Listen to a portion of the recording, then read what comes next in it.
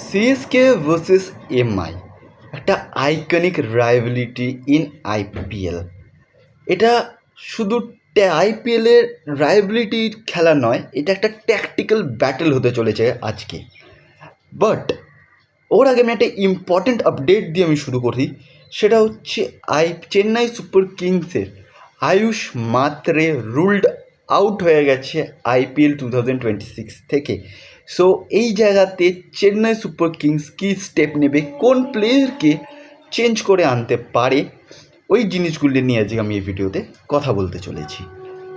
সবার আগে আমি বলে দিই চেন্নাই সুপার কিংসকে নিয়ে। চেন্নাই সুপার কিংস ওপেনিং দিকে একটু স্লো খেলে, কিন্তু যখন ওরা সেট হয়ে যায় ওরা একটা ভালো ক্লাস পারফরমেন্স দিতে চলে আসে। বাট ইন কারেন্ট সিনারিওস আমাদের চেন্নাই সুপার কিংসে only Sanju Samson is playing good. আমাদের ক্যাপ্টেন এখনও পর্যন্ত ক্লিক করেনি, আমরা সবাই অপেক্ষা করছি তার ক্লিক করার।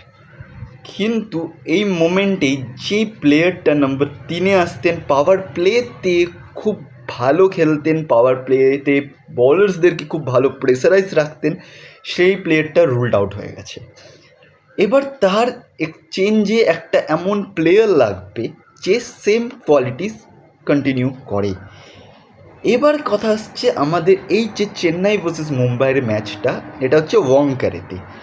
ওয়াংকারের পিচ ইজ আনপ্রেডিক্টেবল। ওটা ব্যাটিং ফ্রেন্ডলিও হয়ে যেতে পারে, ওটা বোলিং ফ্রেন্ডলিও হতে পারে। কিন্তু আমরা যখন চেন্নাইয়ের কথা বলছি, তো আমরা আগে অ্যাডভান্টেজ অফ চেন্নাইয়ের কথা বলিনি।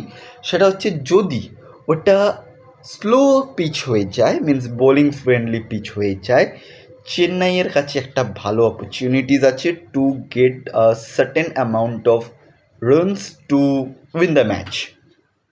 কিন্তু এই জায়গাতে আমাদের মাথায় রাখতে হবে যে পিচ একটা বড় রোল প্লে করতে চলেছে ওই ম্যাচটার মধ্যে, আর ওই জিনিসটা কে অ্যাডভান্টেজ নিতে পারে ওইটা ডিসাইড হবে থ্রু টস। সো টস যেতে প্রপার ডিসিশন নেওয়াটা is very important in this match.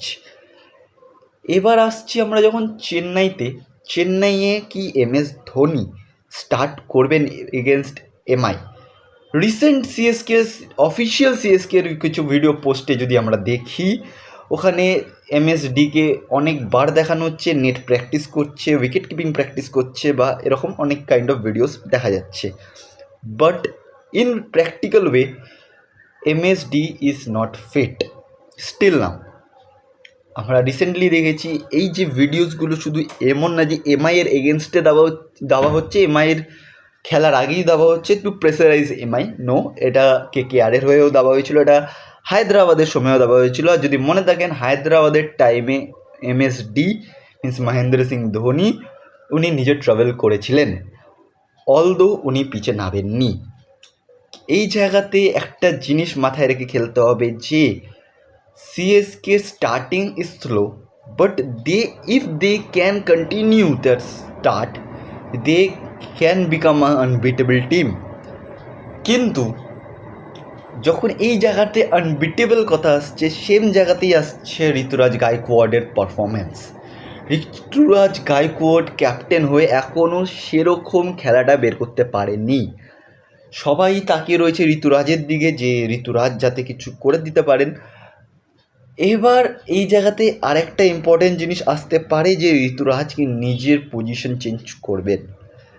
ঋতুরাজ কি নিজের পজিশন চেঞ্জ করে নম্বর 3 বা নম্বর 4-এ খেলবেন, ওয়ারেস সঞ্জুর সাথে অন্য কেউ ওপেন করবে, এটার চান্সও অনেকটাই কম। বাট হোপ রাখা উচিত। এবার যদি আমরা চলে আসি এমআইয়ের দিকে, এবার যদি এইটা ব্যাটিং ফ্রেন্ডলি পিচ হয়, যদি ওটা ফ্ল্যাট পিচ হয়, এমআইয়ের কাছে ব্যাটিং অর্ডারে এত ভালো স্ট্রেংথ আছে যে ওনারা পাওয়ার প্লে বা 10 ওভারের মধ্যে খেলা ঘুরিয়ে দেওয়ার ক্ষমতা রাখে। বাট এদিকেই একটা ছোট ফ্লস চলে আসছে যে ওনাদের বোলিং লাইন আপ ইজ ইনকনসিস্টেন্স। যতই ওনাদের কাছে জসপ্রীত বুমরা আছে, বোল্ট আছে, দীপক চাহার আছে, অলদো তারা এখনও পর্যন্ত ওই ফর্মটা পায়নি যেই ফর্মটা দরকার ওনাদের। বাট স্টিল এটা মাথায় রাখতে হবে, ব্যাটিং লাইন আপে MI is the strongest team. তো এই যে ব্যাটেলটা হতে চলেছে এমআই ভার্সেস সিএসকে, এটা একটা ট্যাকটিক্যাল ব্যাটেল হতে চলেছে। এই জায়গাতে প্রেডিক্ট করা বহুত চাপের যে কে জিতবে, এটা কোনো সিওরিটি দেওয়া যাবে না এই ম্যাচটা অন্তপক্ষে। অন্য কোনো ম্যাচে হ্যাঁ দেওয়া যেতে পারতো, কিন্তু এই ম্যাচেতে চাপ আছে। রিসেন্টলি বলতে পারা যায় সিএসকে একটা ম্যাচ হেরে এসছেন, আর এই দিকে এমআই এরও খুব ভালো পারফরমেন্স ছিল আগের ম্যাচটাতে। তো হ্যাঁ, এখানে ম্যাচের মধ্যে 3-4টে জিনিস নিশ্চয়ই ফ্যাক্টর করতে চলেছে। এক হচ্ছে পিচ। পিচ হচ্ছে game changer in this match. যদি ব্যাটিং পিচ হয়ে যেয়ে থাকে তাহলে এমআইয়ের চান্সেস বেশি, আর যদি বোলিং পিচ হয়ে যেয়ে থাকে তাহলে সিএসকে চান্সেস আছেই। বাট শুধু ওইটুকুনো বলাটা ঠিক হবে না, এইখানেও আসতে হবে যে ডিউ ফ্যাক্টর আসতে পারে, আবার নাও আসতে পারে। যদি ডিউ আসে সেই মোমেন্টে, আমি যদি মনে করি চেন্নাই যদি টস জেতে, তো Chennai would go for bat first rather than bowling. But যদি ওই প্রেডিকশানে যে থাকে যে ডিউ আসবে, আর তারপর যদি ডিউ না আসে, হয়তো নট শুধু হয়তো না, মেবি ওইটা একটা ফেস করতে পারে।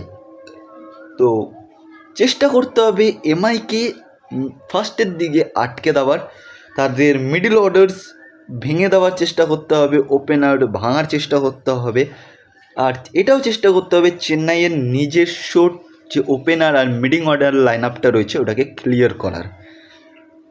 Although this match is a 60-40 game, no one can predict who will win this match because it's a very difficult match in IPL history.